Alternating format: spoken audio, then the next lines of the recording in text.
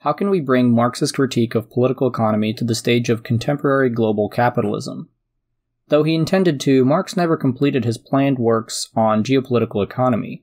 Not only have we been left with few remarks from Marx himself, but the very fabric of capitalism since Marx's initial analysis has been drastically restructured. Undoubtedly, the question of world markets and geopolitics has been at the heart of many studies following Marx. For some, the global capitalist system is the most comprehensive level of analysis for the process of capital accumulation.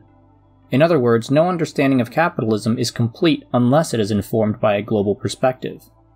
The notion that our world is becoming increasingly interconnected carries across multiple disciplines and theories. The strength of this interconnectivity is the subject of considerable debate. Has capital rendered the nation-state obsolete? Or do international politics still largely manifest themselves as tensions between distinct sovereign bodies? If there is a transnational capital, what does it look like? Does the presence of a transnational capital engender a transnational capitalist class? These questions are crucial if we are to lay out a model for how capitalism works on the world stage. Debates concerning capitalism on the international level go back over a century. Perhaps one of the most pertinent contributors to this topic was Vladimir Lenin, who argued that the accumulation of capital within the borders of a given country produced monopolies, which created pressures for capital to be exported abroad. Lenin's model of imperialism insisted that pressures of capital were channeled through interstate conflicts, meaning, for example, that the American state defended capital originating from its borders. It was by result of this dynamic that geopolitical conflicts erupted between major economic centers in the world. For the cases of World War I and II, Lenin's model of imperialism could not have been more prescient. In a distinctly different camp, Karl Kautsky argued that capitalism's mature global formation would result in a sort of ultra-imperialism, in which capital would transcend state limitations. The result would be an end to conflict between major capitalist states. The primary global conflict would be between a transnational capitalist class and a transnational working class. Fundamentally, the debate surrounding what global capitalism really looks like and where it is headed finds itself between versions of these two positions. Is it the state that still dictates geopolitics, or has the world market washed away national boundaries for good? Before delving into what Marxists have to say about geopolitical dynamics, let's offer a cursory glance at the other schools of thought in the field of international relations. Perhaps the most dominant school in conventional IR theory is realism. The realist approach makes three critical assumptions to assess international relations. States are the key units of action, states seek power, and states behave rationally. Realists also argue that the international arena is anarchic, meaning that there are no set structures or rules presiding over the countries of the world. There is no governing body above that of the individual state. The liberal approach differs from the realists in that it does not assume a fully anarchic international system. Borrowing more from Locke than from Hobbes, as the realists do, liberals suggest that geopolitics is also a politics of institutions, norms, and interdependence. The latter 3 points constitute what is known in the liberal theory of IR as the Kantian triangle. Together, they provide a basis for a cooperative interstate structure. Neorealism and neoliberalism are the two leading theories in international relations. Both are adjusted variations of their classical counterparts, which focus more on making claims about human nature and how it influenced international relations. Neorealism brings the focus to the anarchic nature of international politics, stating that the most that can be said about humans is that they are rational. This rationality causes people to deal with the anarchic system by acting to preserve security and doing so in a self-interested manner. Neoliberals also argue that human nature isn't of particular importance, but their focus lies on the Kantian triangle, which attempts to explain international relations in politics through three main principles: domestic institutions, international organizations, and trade interdependence. These three factors, according to neoliberals, drive states towards peace rather than war, though war is certainly not avoidable. Within the liberal tradition, there are those who defend the liberal theory about economic interdependence, believing that closely linked financial markets deter conflict by increasing the costs. For Marxists, however, there are significant problems with both the realist and liberal perspectives. Realists largely ignore transnational dynamics, but perhaps most importantly, their model does not sufficiently account for the system-defining role capital plays in international relations. Conversely, liberals overestimate the influence of international institutions and norms while obscuring the inherently uneven power relations between states. What both conventional schools miss most of all is a historically specific analysis of geopolitics. The majority of Marxist scholars strongly reject a universal model for international relations, arguing instead that there have been distinct international configurations throughout history. To consider a Marxist interpretation of the role of the state in global political economy, we must first outline a Marxist definition of the state. Tobias ten Brink suggests that there are four features in capitalism: wage-labor relations, competitive relationships, money relations, and the political. Wage-labor relations are, together, the dependency of wage workers on demand for labor, the power of the capitalist to decide how to use that labor, and the right to appropriate the products that wage workers create. Competitive relationships include the vertical, conflict between capital and labor, and the horizontal, conflict between capitals. Money relations underlie all the features of capitalism and are themselves political in nature, namely because of the state's power over money. The fourth feature, the political, refers specifically to the role of the state in capitalism.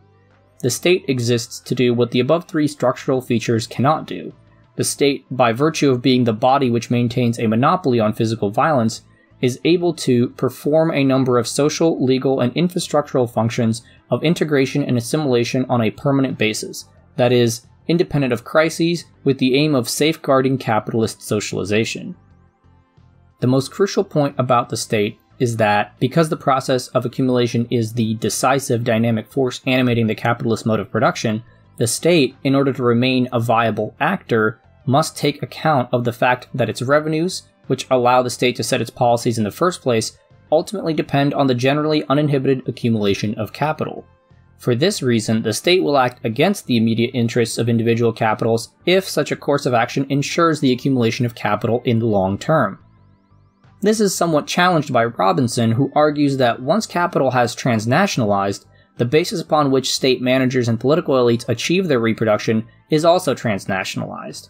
To the extent that accumulation becomes transnational, or to the extent that transnational capital becomes dominant among the capitals operating in their distinct political jurisdictions, state managers would come to reproduce themselves through the reproduction of the dominant transnational accumulation processes on which they depend. Robinson is, however, too hasty to proclaim the completion of the transnationalization project. The global capitalist system is in the process of a transformation that is by no means guaranteed. Recent events suggest the possibility of a reconstituted nation-state, which may very well favor an international over a transnational capital. Even if the capitalist system evades the return to nation-state geopolitics, it is not immediately clear whether the TCC, the transnational capitalist class, is entirely formed.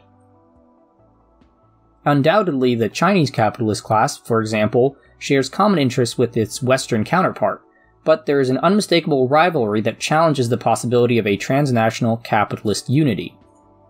Nevertheless, Robinson rightly calls into question the conceptual importance of the state.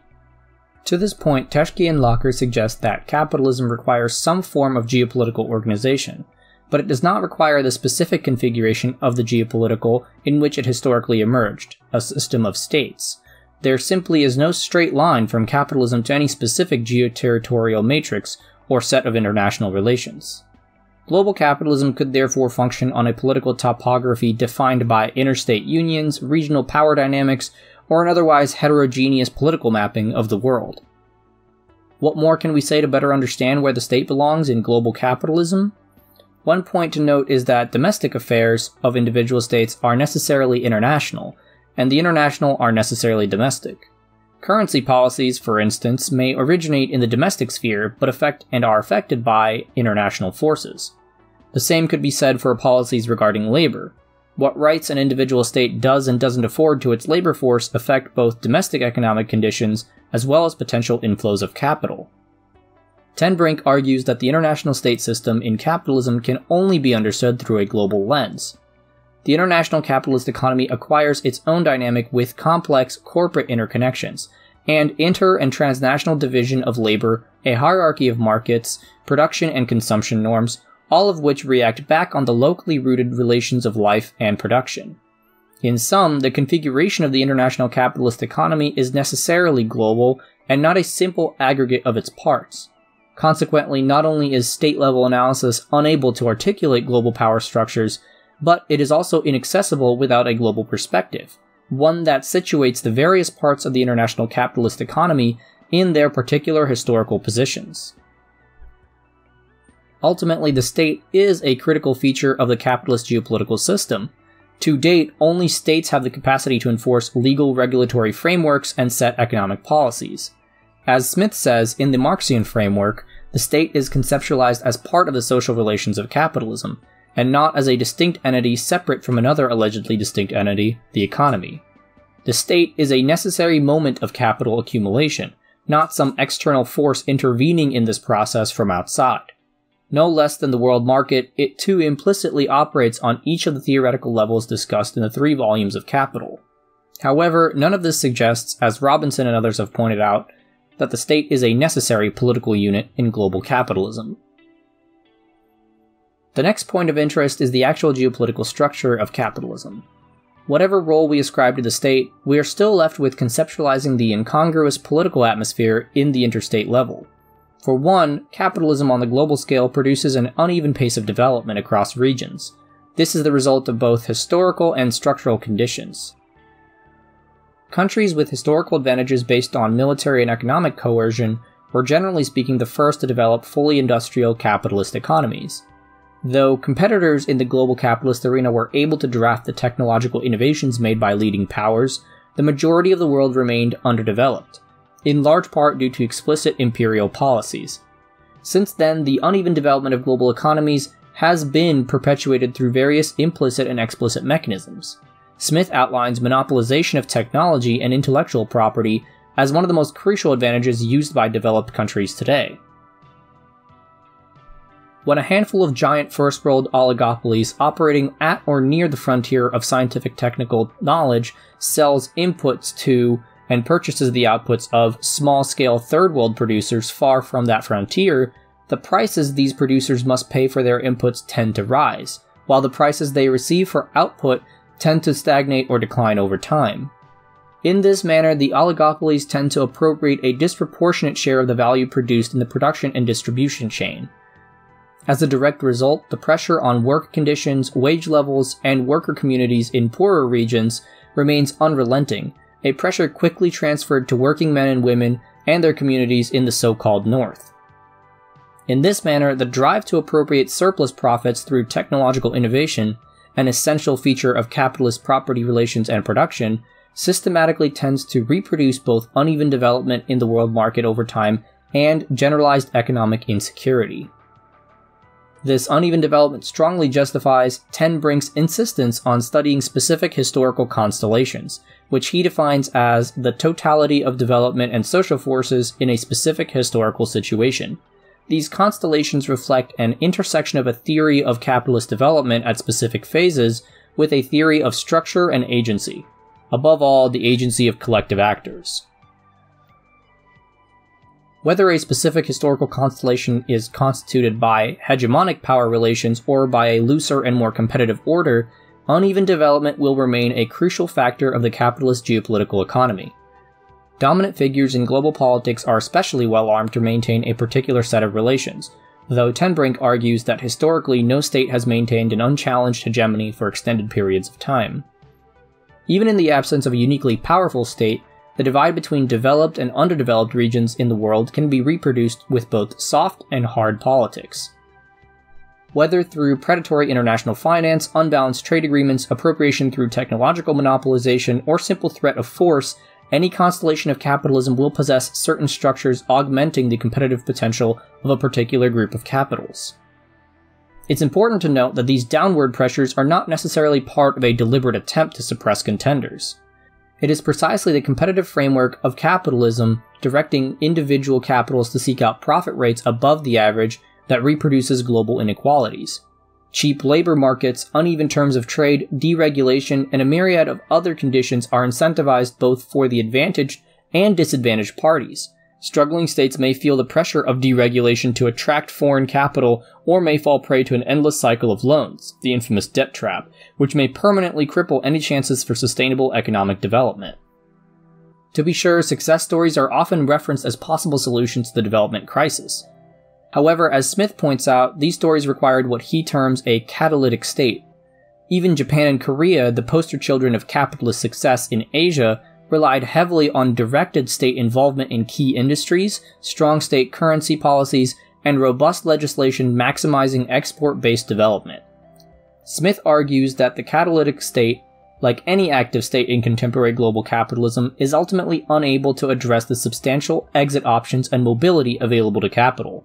In other words, there is no sustainable way to account for capital's ability to shift across territories in search of more profitable conditions. The state must necessarily adopt a competitive model that lends too many concessions to capital, resulting in an erosion of basic social infrastructures needed for long-term reproduction. Perhaps the most novel element of contemporary capitalism is financialization. Though the financial sector existed even in Marx's time, the world of finance experienced an unprecedented explosion from the 1980s onwards. François Chenet separates financial capital from finance capital by defining the former as concentrated money capital operating in financial markets. Finance capital, by contrast, is the simultaneous and intertwined concentration and centralization of money capital, industrial capital, and merchant or commercial capital as an outcome of domestic and transnational concentration through mergers and acquisitions. Chenet also highlights the distinction in Marxist terms between concentration of capital and centralization. Whereas the former refers specifically to capitalist production being spontaneously partitioned by individual capitals of varying sizes, the latter refers to the coagulation of multiple already existing capitals into increasingly larger dimensions. Centralization is therefore the process of distribution and organization of capital, specifically based on the tendency of capitals to attract. Financial capital has acted as an accelerator for the process of accumulation. The more the flows of financial capital were freed up, the more money capital could be mobilized for accelerated investments.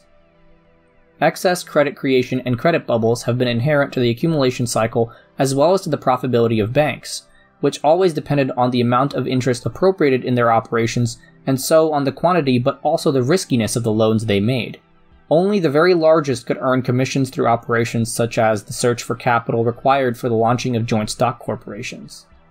From the mid-19th century onwards, crises of production were fueled by what proved every time a posteriori to be excessive credit creation for investment.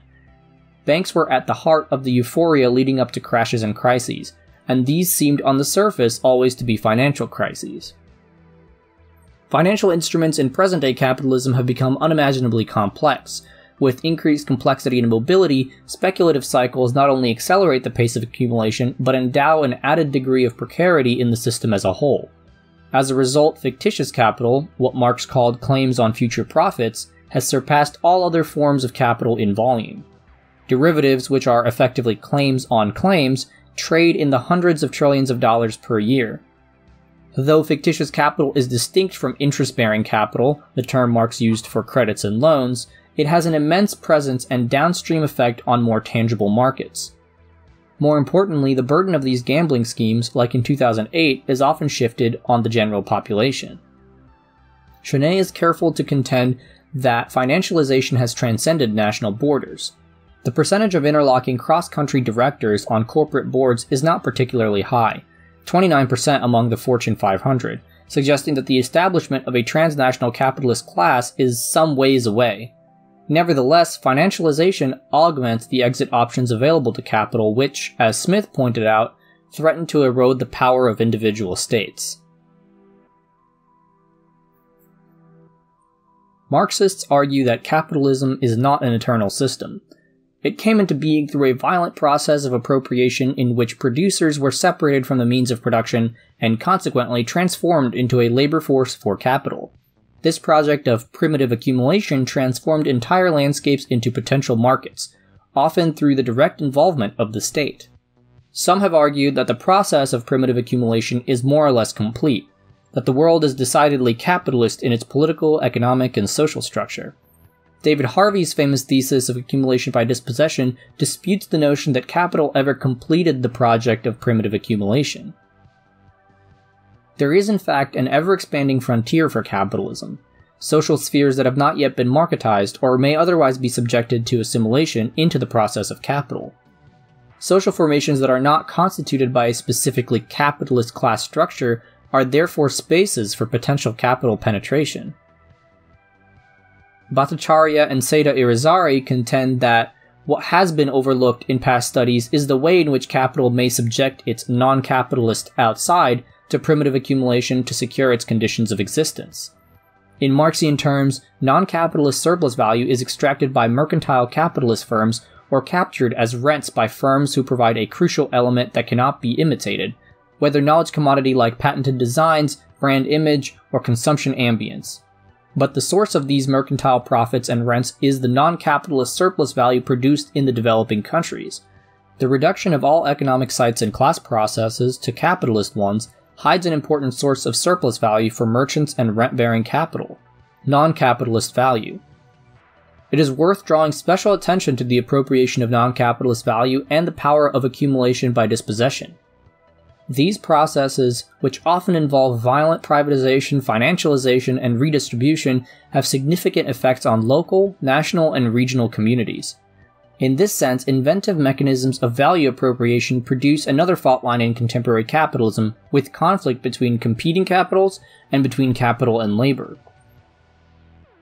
In summary, international conflict is not simply catalyzed by competing exports of finance capital. For one, capital does not require a state-oriented geopolitical matrix, though states continue to be critical political units in the international system. The complex structure of the international political economy is not a simple aggregate of national economies, not merely the sum of its parts. There are intercorporate and intersocietal connections that ultimately redefine and reproduce power dynamics. In this sense, the Marxist understanding of global politics calls into question the central assumption in conventional schools of thought regarding the universality of the state as the fundamental agent. The state is one level of the capitalist intersocietal hierarchies, albeit an especially important one. What this suggests is that reducing political analysis to a strict dichotomization of core and periphery or imperial and colonial is insufficient for our analysis. The contemporary capitalist framework is not an intrinsically national one. It is not merely a question of American corporations penetrating sovereign barriers with the exclusive aid of the Pentagon and the US military. It is rather a heterogeneous system of implicit and explicit control mechanisms employed by capital on an international level of abstraction. The appropriation of surplus value, and especially of surplus profits, is manifested through a number of political and economic maneuvers. Privatization, foreign capital flows, deregulation, financialization, trade agreements, international political institutions. These processes and structures play an increasingly crucial role in maintaining the drive for the accumulation of capital, accelerated wherever possible. To put it in clear terms, capital's allegiance is, in the last instance, to self-valorization. Given the number of moving parts in the capitalist geopolitical economy, it is essential for us to be acutely aware of historical specificities. As Ten Brink argues, historical constellations should form the basis of any systematic analysis, since the four features of capitalism — wage-labor relations, competitive relationships, money, and the political — are in a constant state of change. Shifting power dynamics, capital mobility, and uneven development all necessitate a careful study of any particular cross-section in capitalist history. It follows from this that, despite clear continuities, different historical constellations are not strictly comparable. The imperialism of Lenin's time is necessarily incomparable to the imperialism of our era, even if many of the structural components have persisted. A valuable objective in the study of geopolitical economy ought to be the precise articulation of a historical constellation. Historical specificity also rejects any notion of universality in global structures. We cannot be sure that the world is headed for Kautsky's ultra-imperialism, in which a unified transnational capitalist class moves beyond horizontal competition. We cannot make final claims about particular hegemonic structures or any supposed systemic anarchy in the international system. The development of global capitalism is contingent on too many factors to reduce to a clear-cut teleology. Finally, we should note that the global level of analysis cannot be separated from the others. The regional, national, and community levels should be part of a vertically and horizontally integrated approach. If we are thinking nationally, we should also be thinking globally, regionally, etc. As Ten Brink suggests, none of the above dimensions enjoy a historical primacy over the others. As such, globalization is merely the reconfiguration of overlapping and intersecting spaces, and not an increasing primacy of the global over other spatial dimensions. If we are to understand capitalism's future mutations, we must be as comprehensive as possible. Thank you for watching. Feel free to leave questions and thoughts in the comments section below. Until next time, remember, the philosophers have only interpreted the world in various ways. The point is to change it.